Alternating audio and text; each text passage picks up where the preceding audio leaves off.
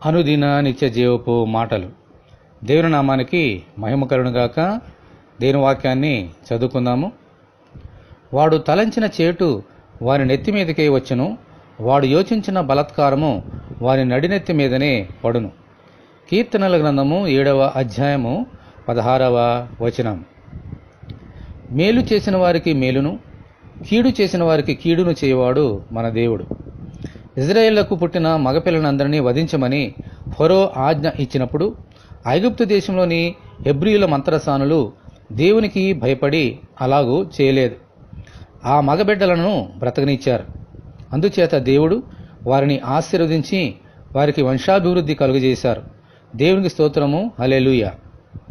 అష్షూరు రాజైన సెన్హరీబు దేవుని ప్రజలైన ఇజ్రాయేలీయులను నాశనం చేయవలని దేశమును ముట్టడి వేసి దేవాది దేవునికి విరోధముగాను ఇజ్రాయేలు రాజైన హిజ్కియాకు విరోధముగాను మాటలాడినప్పుడు దేవుడు ఆ మాటలను విని ఒక వదంతి పుట్టించగా రాజు తిరిగి తన దేశముకు వెళ్ళిపోయాడు.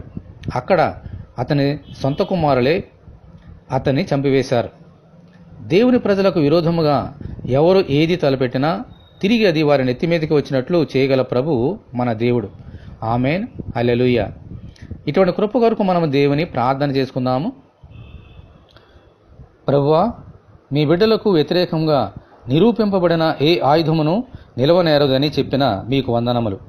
మా శత్రువుల బారి నుండి తప్పించి మాకు మేలు చేయమని ఈ వాక్యం వింటున్న నీ బిడ్డలందరినీ అలాగున దీవించమని ప్రభువైన యేసుక్రీస్తు ద్వారా ప్రార్థన చేయుచున్నాము తండ్రి, ఆమేన్.